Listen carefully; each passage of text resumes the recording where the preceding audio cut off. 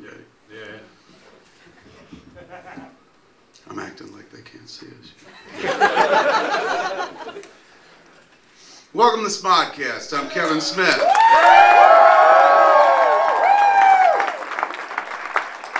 I'm Scott Moser.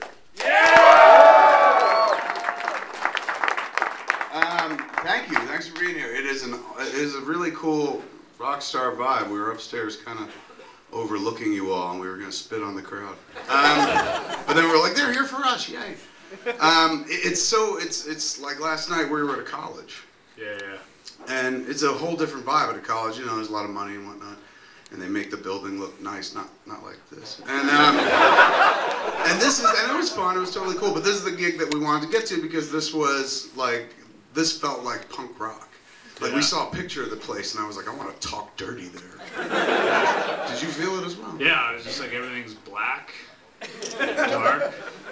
You talking about in the club or Cleveland in general? The club, and then we got here, and like I've started.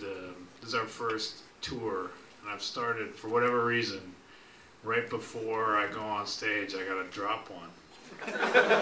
Did you have to shit again? I did last night at the Pulo, and which was appropriate. And then I did it here, and I have to say that the bathroom downstairs is way more character. Yeah, there was definitely a moment where I was like, there's some guy who's probably been living down here for 10 years that they haven't ever seen. His name's Peabodys. He's gonna come out and brick me on the head and... Who the fuck are you? Oh, me? I'm Peabody. How'd you get that name? Well, go ahead, pee on me. That'd be the first thing you'd ask him. How'd you get that name? I think I'd be like, what the fuck are you doing on the floor with your mouth open under the toilet? I'm the sewer, the Cleveland sewer. I too took a shit upstairs, but upstairs they have like, it was cool. We're trying to cover the entire building. Between shows, we're gonna shit on this floor. They put us upstairs in a nice little, like, it's called a rock star lounge or something like that, and it had literally had a stripper pole in it. Yeah. So we entertained one another for half an hour.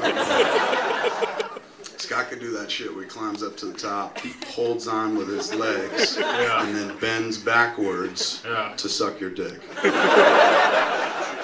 You guys were all facing this way, and it was just like, you just turned around, you just seen the whole thing. You would have seen it, man. It was like us in a weird standing 69, but very gymnastic and athletic as well. The bathroom up there it was cool, but it was a chick's bathroom. The men's toilet was broke. Yeah. So I had to go shit in the chick's stall, and the chick's stall was even smaller than the guy's stall normally is, and I'm bigger than the guy normally is. So going into the chick's stall was I didn't get as proper a wipe done as I could have. Yeah, you didn't feel like you had enough maneuver? It was one of those just drop it and pinch hard and hope for the best. You know. Downstairs was like a giant room, and it was like there was all these... toilet in the middle of the floor? There was like a toilet, and there was this big room, and there's a lot of water collected in one area. And then there was all these metal filing cabinets that you were looking onto, these old filing cabinets. The puddle is what concerns me the most.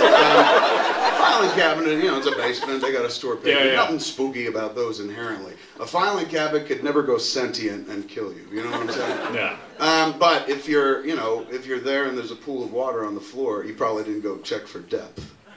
No, I didn't. Because to me, I'm sitting on that bowl, hugging it tight, staring at the puddle, waiting for the alien to rise. The little newts in front of her holding a headless doll and shit like that. I couldn't have done it. Hats off to you. You would have just stared at the puddle and then puddled myself. Yeah, I give in to fear so easily and whatnot. If I saw you access your fear really quickly. Very quickly. It's the easiest emotion for me to act. That and hunger, but that's not an emotion. But they're usually intertwined. I get scared and then I'm like, feed me quick before I die, because I want that last meal that I've always been promised. So it's just like if I saw the alien rise, I'd be like, oh shit, where's the sandwich? And eat it as it was coming at me, and then I imagine the alien would be like, you're too pathetic to eat. Nothing's gonna grow in you. You're all sugar and dead food. And then walks away and grabs you instead, like organic, you know, the dude who's healthy. That's why we hang out. Yes. Because I know when the aliens rise, I could always be like, eat him, he's healthy. He's a perfect specimen. He would love to have your baby. He can't have babies of his own. Do you know what a vasectomy is? Do they do that on your planet? Cleveland, man. Do you know anything about Cleveland? I was here once for like 24 hours. Do tell. I mean, it wasn't anything, it's not even as good as the bathroom story at this point. We were driving back from, I was driving back with my then girlfriend, back after Jay and Silent Bob Strike Back, shooting in LA. And we stopped in Cleveland on the way back and went to the Rock and Roll Hall of Fame. And? And the toilet at the Rock and Roll Hall of Fame, I took a huge shit and the toilet overflowed. It was rock and roll. That's what you do. I would imagine if you're going to use the shitter there, you would have to like, not just shit and flush, but shit, flush, and smear it on the wall. Yeah. Because that would be rock and roll. I was here. Yeah. And if I'm the janitor, I'm like, that's not rock and roll, it's metal. Smearing shit is metal. Rock and roll is you tip over a garbage can. Is there a Metal Hall of Fame? Is there a Metal Hall of Fame? In Yeah. my heart.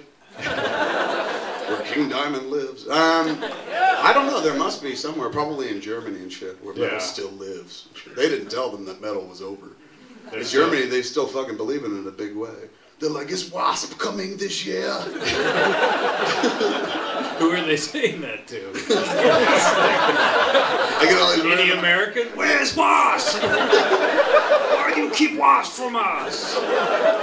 Blackie Lawless, he must be here. No? I was like, why are you asking me?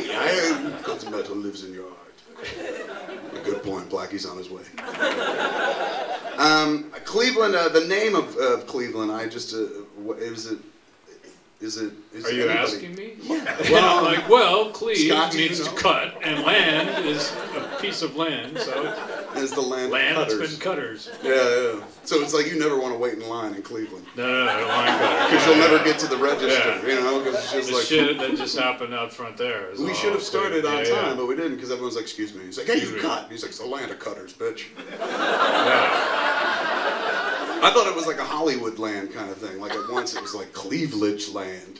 Oh, yeah, like boob land? Yeah, like the town fathers started going, we want to move out, you know, into western Pennsylvania, maybe Ohio.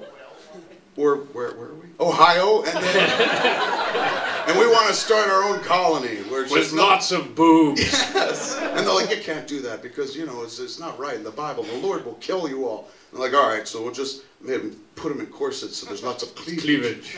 And so cleavage land. And then over time, people are like, it's so sexist. Yeah. And then they're like, just drop the It's ledge. too long, just call it Cleveland. It's also, you can't put that on a postcard. Cleavage land, the land of cleavage. You know, it's just, you got to come up with a better sell. That was the town meeting. That's how I have to assume. I don't understand. Is it an Indian thing? Is it a Native American thing?